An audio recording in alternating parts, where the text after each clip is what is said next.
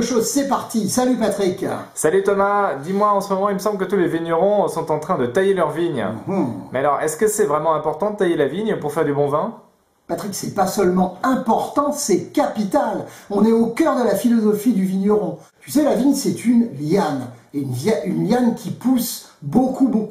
Et l'important pour le vigneron, c'est de maîtriser le rendement. C'est ça l'objectif. Et la taille, ça sert à ça. Alors, des modes de taille, il y en a plein. En gros, en France, allez, les trois principaux, je vais t'en parler. C'est le gobelet, c'est le cordon de Roya et c'est le guyot. Alors, on commence par le gobelet. Tiens, regarde. Le mieux, c'est que je te fasse un schéma. Vas-y. Alors, tu vois, le gobelet, c'est la taille ancestrale de la vigne. Pour moi, d'ailleurs, c'est la plus belle.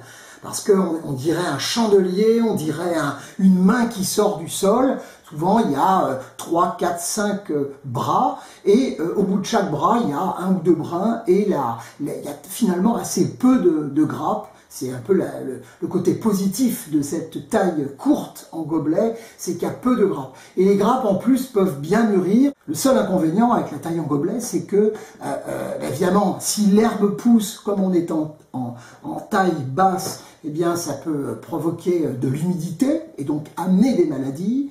Et puis aussi, il faut tourner autour d'une vigne qui est en gobelet. Il faut tourner autour, on ne peut pas mécaniser, on ne peut pas palisser, et ça impose énormément de soins. Et des soins d'ailleurs très haute couture. D'ailleurs, quand tu traites, bien souvent, d'ailleurs, le traitement a du mal, que tu traites avec, par exemple, du soufre ou du cuivre ou tout autre produit, le produit de traitement a du mal à rentrer à l'intérieur du feuillage. Donc c'est un peu compliqué. Et c'est la raison pour laquelle, depuis longtemps, il y a d'autres modes de taille de vigne. Et je pense, par exemple, tiens, le deuxième mode de conduite, la taille en guyot. Là, tu as, regarde, deux parties bien distinctes. À gauche, tu as ce qu'on appelle un courson, qui est taillé très court, avec deux yeux.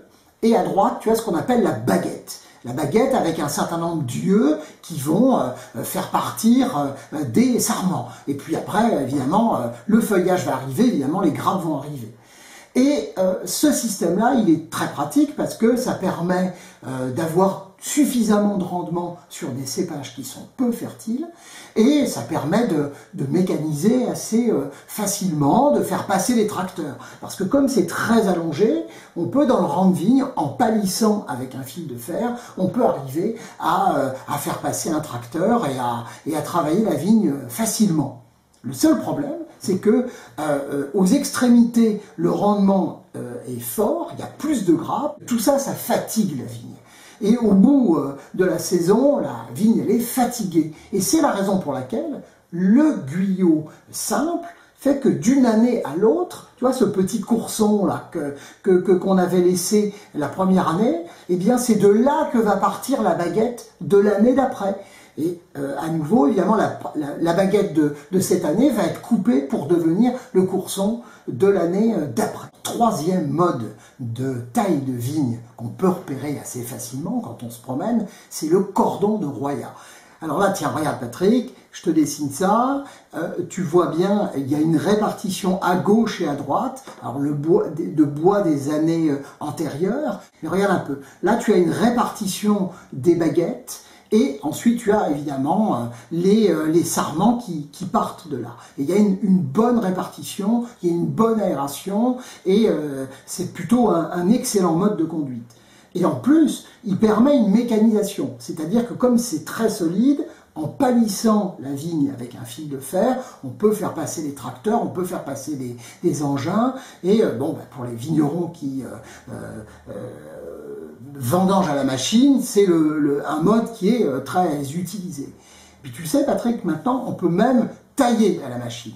Alors moi je suis plutôt contre, parce que j'estime que c'est un travail, c'est le cœur de la démarche du vigneron, c'est même une philosophie la taille. Ça doit être un travail manuel, mais il y a des appellations où les prix de vente sont tellement bas qu'il faut réduire les coûts et il faut réduire le temps passé dans la vigne. Et là, depuis quelques années, certains constructeurs ont inventé des systèmes de tailleuses mécaniques avec des systèmes de reconnaissance optique. Voilà. Bon Thomas, là tu nous as bien expliqué les 3 modes de taille possibles, mais ça m'a l'air quand même pas si simple que ça. Est-ce qu'on peut rater une taille d'ailleurs? Bien sûr, et c'est compliqué de tailler. Ça se fait à une période de l'année en plus où il fait froid, c'est des heures passées dehors. Le vin, Patrick, il se fait pas en cave, c'est à la vigne qui se fait. Et il se fait à l'aune de tous ces travaux-là, les uns après les autres. Et voilà, il faut le savoir. Et quand tu passes dans la vigne, il faut savoir s'arrêter, discuter avec un vigneron, lui poser des questions, parce que tout se fait là.